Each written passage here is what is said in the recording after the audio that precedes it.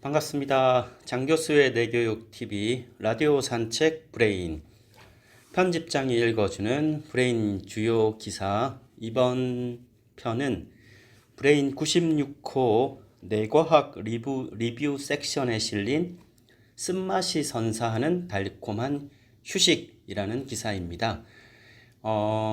브레인 발행기관인 한국내과학연구원 양현정 부원장님께서 기고하신 기사입니다. 단맛이 지배하는 세상 속에서 쓴맛이 갖는 그 의미에 대해서 과학적인 접근이 아주 잘 녹아 들어가 있는 그 기사입니다. 네, 기사 읽어보겠습니다. 우리의 뇌는 맛에 반응하여 정교하게 조절된다. 맛은 혀의 감각에서 끝나는 것이 아니라 기분, 사고, 행동에까지 영향을 미친다. 기본 맛에는 단맛, 신맛, 짠맛, 쓴맛, 감칠맛의 5가지가 있다. 이들 맛의 조합으로 우리는 매일 혀끝의 향연을 경험하며 삶의 활력을 공급받는다. 맛은 식품 선택에 가장 큰 영향을 미치므로 식품 산업계에서는 오래전부터 식재료에 포함된 다양한 수준의 쓴맛을 없애 소비자들에게 선호도 높은 식품을 만들어 왔다. 이 과정에서 페놀, 플라보노이드, 이소플라본, 테르펜 및 글루코시놀레이트 같은 식물성 화학 물질들이 제거되었다. 그런데 이들 쓴맛을 내는 성분의 유용성에 대한 연구가 점차 심화되면서 쓴맛에 대한 새로운 관점과 활용이 강조되고 있다. 식물은 쓴맛이 나는 화학 물질을 생산해 자신을 먹으려는 포식자의 구미를 잃게 한다. 이는 미생물이나 곤충, 해충 등의 공격으로부터 자신을 보호하는 식물들의 전략이다. 그런데 이러한 쓴맛 나는 식물성 화학 물질들이 항산화 및 항암 특성을 보이며 광범위한 종양을 예방한다고 보고되고 있다. 연구자들은 쓴맛이 나는 식물을 섭취하는 것이 건강상 긍정적임을 강조하기도 한다. 예를 들어 인구 기반 연구에 따르면 플로보노이드, 이쪽 계열이 아피게닌, 캠페롤, 루테올린, 마이리게틴, 케르세틴 등 이런 플라보노이드 계열의 섭취량이 많을수록 관상동맥 심장 질환의 위험이 감소하는 것으로 나타났다. 아피게닌은 파슬리, 카모마일, 샐러리, 시금치, 아티초크 등에 많이 함유되어 있고 캠페롤은 시금치, 케일, 부추, 사철, 쑥 같은 녹색 잎채소에 많다. 또한 루테올린은 샐러리, 파슬리, 브로콜리, 양파, 당근, 후추, 양배추, 사과껍질, 국화꽃에 많이 함유되어 있고 마이리게틴은 딸기와 시금치에 많다. 케르세틴은 올리브오일, 포도, 블루베리, 블랙베리에 많이 들어있다. 다양한 종류의 채소와 과일에 플라보노이드가 함유되어 있음을 알 수 있다. 한국에서 많이 자생하는 황칠나무의 경우도 케르세틴이 다량 함유되어 있어 한국 고유 약용식물로서 활용이 기대된다.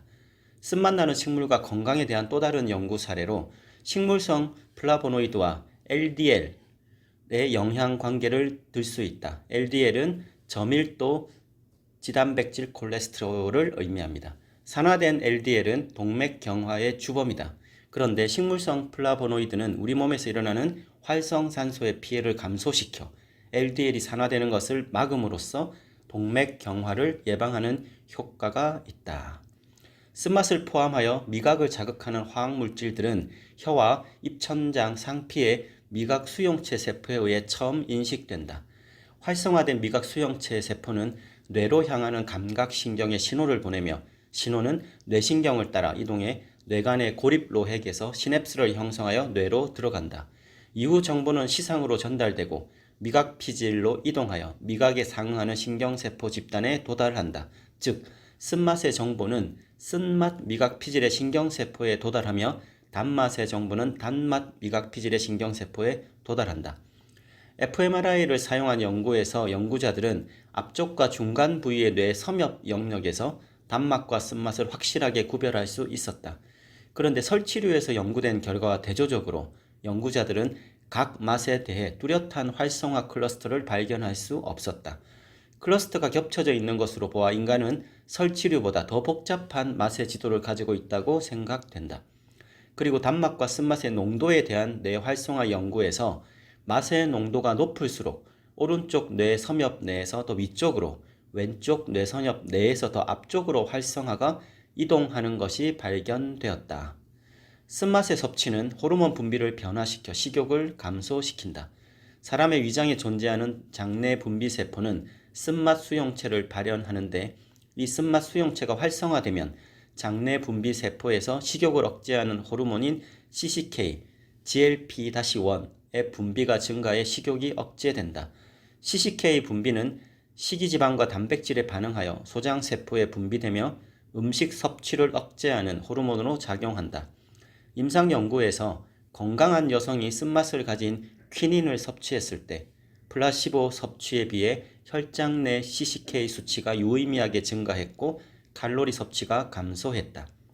GLP-1은 포만감을 증진시키고 위 배출을 지연시키는 기능이 있는 호르몬으로서 장내 분비 세포에 의해 식사 후 분비되는 것으로 잘 알려져 있다. 인슐린 방출을 자극하여 혈당 수치를 낮추는 중요한 호르몬이다. 최근 실험에서 쓴맛 수용체를 활성화시키는 특정 물질을 비만쥐에 투여 시 GLP-1의 방출을 자극하고 혈당에 대한 인슐린 반응을 향상시키며 체중 및 체지방 감소, 내당능 향상, 혈장의 지질 수준을 정상화시킨다는 놀라운 결과가 보고되었다. 반면 쓴맛의 섭취는 식욕을 촉진시키는 위장 호르몬인 그렐린과 모틸린의 분비를 감소시킨다. 쓴맛이 나는 벤조산 데나토늄 또는 퀴닌의 위인의 투여는 혈장에서 식욕을 촉진하는 위장 호르몬인 그렐린과 모틸린의 수준을 감소시키고 소화 중에 위 운동과 배고픔을 느끼는 정도도 감소시킨다. 이렇게 쓴맛의 섭취는 위장에서 식욕 억제 호르몬의 분비를 돕고 식욕 촉진 호르몬의 분비를 감소시킬 뿐 아니라 다양한 뇌 영역을 조절하여 식욕을 감소시킨다. 펫과 fMRI 연구에 따르면 건강인을 대상으로 한 연구에서 쓴맛은 맛이 나지 않는 용액에 비해 편도체, 안하전두피질, 배회측 전전두엽, 이마덮개, 양측 보개측 전전두엽을 더 강하게 활성화했고 이것은 식욕 감소와 관련이 있었다. 뇌파 연구에서도 중립적인 맛에 비해 쓴맛이 고열량 식품 이미지를 보았을 때 식욕을 감소시켰고 뇌파 변화를 수반했다. 우리의 혀는 단맛에 비해 쓴맛을 감지하는 역치가 매우 낮다. 즉, 인간은 아주 적은 양으로도 쓴맛을 감지할 수 있다는 것이다. 또한 쓴맛의 감각은 단맛, 짠맛, 신맛보다 훨씬 더 오래 지속된다. 이러한 쓴맛의 특징은 뇌기능을 향상시키는 새로운 집중법으로 활용될 수 있다. 스트레스로 인한 여러 질환을 예방하는 것은 일상의 삶에서 과거를 후회하거나 미래를 불안해하는 데 시간을 많이 쓰지 않고 현재에 집중하면서 긍정적으로 생활하는 의식에 달려 있다. 의식을 현재에 머물게 하는 것은 자신의 호흡이나 손의 온도에 집중하는 등 다양한 방법으로 훈련할 수 있다. 쓴맛을 활용할 수 있다. 쓴맛이 나는 잎을 우린 차를 한 모금 머금고 그 맛을 느끼는 것은 의식을 현재에 머물게 하면서 뇌 기능을 향상시키는 좋은 방법이 될 수 있다. 쓴맛 나는 잎을 조금 씹어도 좋다. 쓴맛의 자극이 침 분비를 유도하고 이는 심신을 이완시키는 부교감 신경의 활성화로 이어진다. 인간은 아주 적은 양의 쓴맛도 즉시 느끼고 오래 지속되기 때문에 바쁜 일상 중 잠시 휴식을 취할 때 쓴맛을 활용하면 좋은 뇌 휴식법이 될 수 있다. 맛은 쓰지만 그것이 주는 휴식은 편안하고 달콤할 것이다. 네, 브레인 96호 뇌과학 리뷰 섹션에 실린 쓴맛이 선사하는 달콤한 휴식 기사였습니다. 쓴맛, 네, 가끔 느끼시나요? 네, 많이 배척해 왔던 것들이 네, 의외로 이 생존을 위한 그런 메커니즘이 숨어 있다는 아주 좋은 기사. 그리고 우리가 단맛이 일상화된 현대에서 쓴맛이 나는 그런 물질, 그런 내용 음식물들을 섭취해야 하는, 멀리 하지 않아야 되는 아주 과학적인 내용이 실렸습니다. 네, 장교수의 내교육TV 라디오 산책 브레인 이번 편은 쓴맛에 대한 아주 기사로 함께 했습니다. 감사합니다.